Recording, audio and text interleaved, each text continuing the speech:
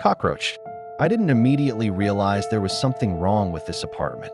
When you're in a cheap place, you're prepared for it to be dirty, noisy, and possibly infested with cockroaches. It's like an unspoken rule.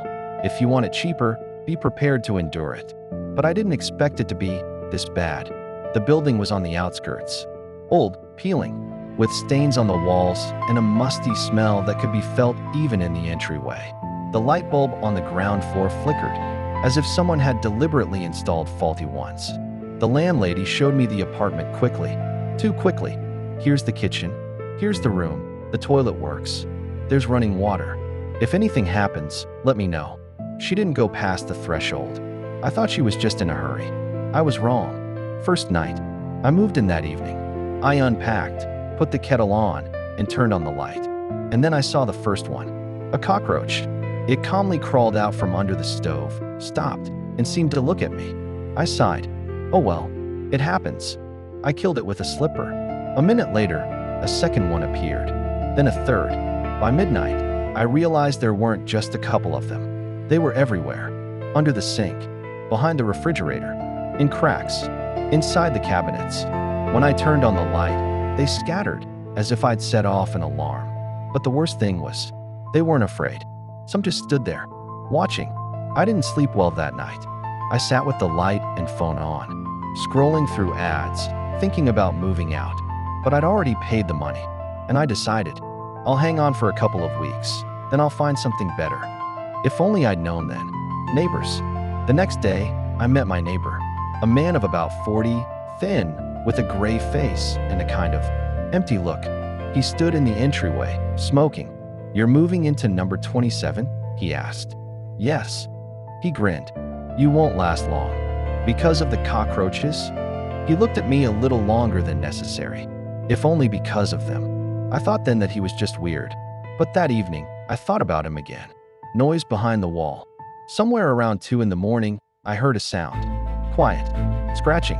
At first, I thought it was cockroaches. There are thousands of them there. They can make noise. But the sound was different. Not chaotic. Rhythmic. Like someone scratching the wall from the inside. I moved closer. Listened. SKRRT. SKRRT. SKRRT. Pause. Again. I knocked on the wall. The sound stopped. Immediately. As if someone heard. A few seconds later, I heard a response. Knock. 1. Distinct. A chill ran down my spine. I stood there and didn't move. Then again.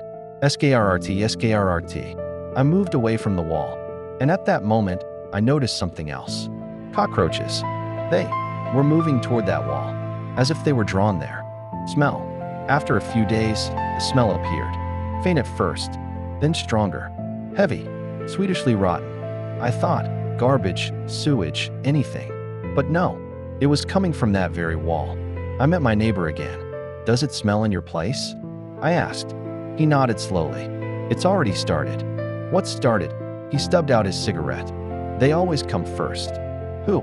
He looked at me and said quietly, "Cockroaches." "Landlady." I called the landlady. "I have a problem here. The smell and the cockroaches, it's impossible." She was silent for a long time. For too long. "Have you heard?" "What?" "Behind the wall." My throat tightened. "Yes." She exhaled. "Then, there's nothing I can do." "What do you mean?" "Just, don't knock there anymore." And she dropped it. The wall. I couldn't take it anymore. On the 5th day, I took a knife and started picking at the plaster in that spot. First, a small crack, then a bigger one. Dust fell onto the floor. The cockroaches didn't run away. They, on the contrary, were gathering close together. When I punched the hole, a smell immediately hit me. Strong. So strong that I almost threw up.